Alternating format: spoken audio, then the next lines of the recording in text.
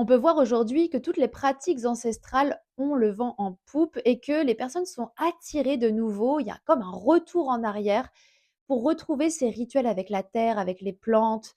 Et au final, on redevient esclave de certaines œuvres, de certains rituels pour pouvoir développer une spiritualité, alors que le christianisme était venu nous dire, nous libérer de toutes ces œuvres pour trouver Dieu à travers l'esprit.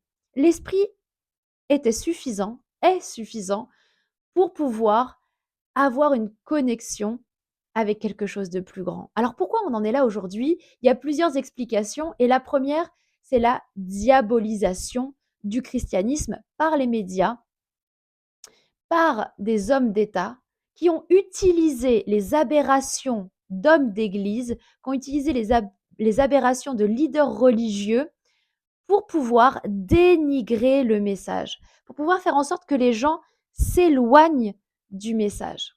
Ça, c'est le premier pan. Le deuxième argument, ça va être le fait que le christianisme demande une déconstruction.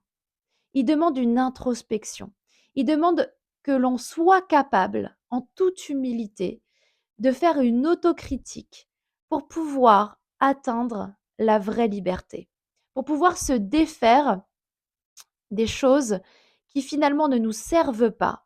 Et ça veut dire aussi renoncer à certains désirs que l'on pense bons, mais qui fondamentalement ne sont pas bons, pour pouvoir atteindre une vraie liberté. Alors qu'aujourd'hui, on se rend compte que la société veut assouvir ses désirs, ne veut pas la frustration, veut suivre ses émotions.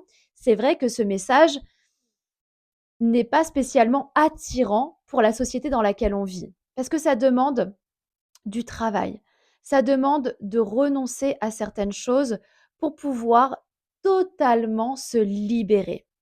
Donc, on comprend que ces pratiques religieuses ancestrales soient aujourd'hui à la mode parce qu'on se crée notre propre spiritualité.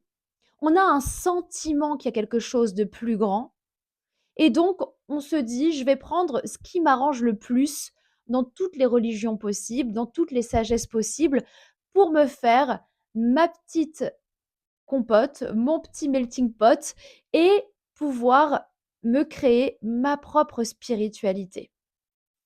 Le gros problème de cette façon de faire, c'est que c'est absolument pas libérateur et qu'on reste toujours finalement attaché à nos désirs et soumis à nos désirs.